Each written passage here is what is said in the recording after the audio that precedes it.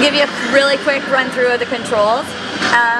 Shooting obviously is on your right trigger. Precision, you'll use that a lot. It's a lot of mid to further range combat, so that's going to be an important one. Wide cycle through your weapons. So if you hold it down, you'll get your weapon wheel, so you can make a little bit more of a visual decision. If you know where you're going, what you want, you can just tap through and you'll get it quickly. X for reload. B's for melee.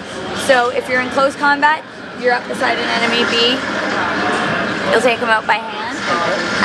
A is your action button, so if you're running, press A, you're going to dash. If you're by a step, you can press A, that's going to get you on top. Yes. And then X is reload. We have one button grenade, so if I hold my right bumper, I'm going to get my trajectory. I can see where I'm shooting to be a little bit more precise. A tap, I'm just going to launch it. Okay? So the first kind of area just here, you're just going to get used to the controls. You can see you're kind of gray a bit up on top of your aggro meter. So basically what that is, if we're in a combat, if we're in an encounter, and there's a whole bunch of enemies, I can shoot, throw some grenades, and I'm going to pull all the aggro on my side. What that will do is it will make you, invisible to the enemies. You'll have a visual representation on it, of it on the screen, but it's also going to give you a little bit more tactical to go around the side and flank. Does that feel okay with the invert? Yeah, you're good?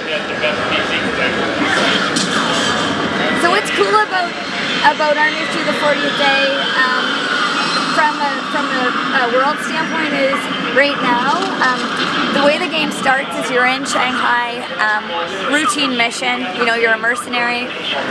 All of a sudden, everything seems to be happening, not before you got there, but actually while you're there. So we talk a lot about destruction. Destruction isn't, something, I can shoot at this elephant. It's a reaction, but destruction isn't, it falling apart. It's what's happening, it's a theme in the game. So everything around us is basically crumbling. It's cool because we're in a city and we're putting you in places that you're not usually in a shooter. So, there's no box factories or docks. Basically you're in a place that you're not usually in, when you're fighting a war.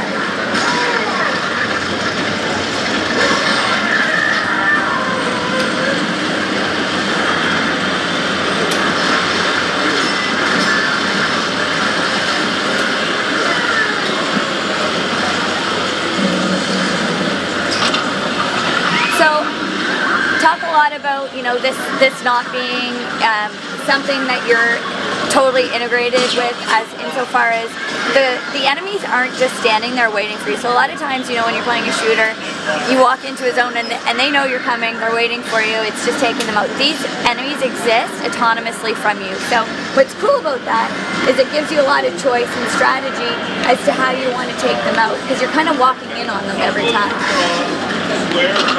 I'll show you an example of that down here.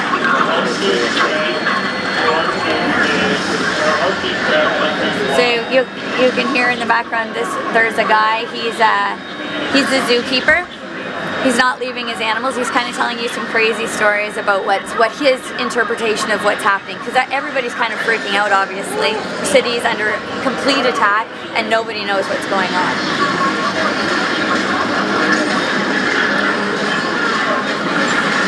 We go outside here. So we can see we're in what used to be a hippo pen. So we've got some enemies down there, we've got some across up on the top. So take out your sniper rifle, so just hit Y and that'll cycle you through. It's 2 times. Or, yeah, even better.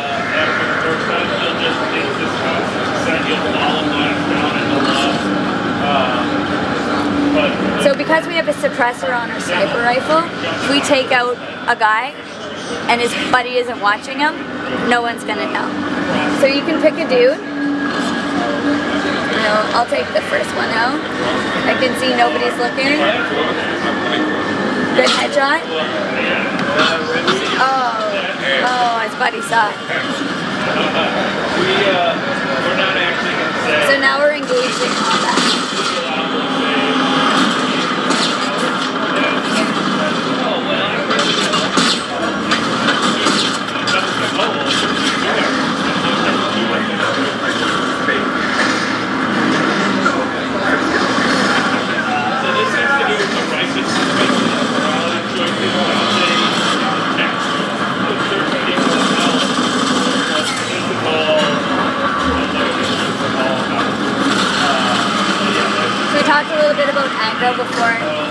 a great example of where we can use aggro. So I'm going to stand here, and I'm just going to keep rocking out. You can see that my aggro meter is building. I'm starting to go red, and you're starting to go gray. The only time the enemies are going to see you at this point is if you're really close to them. So what that means is you can start moving up and taking them out.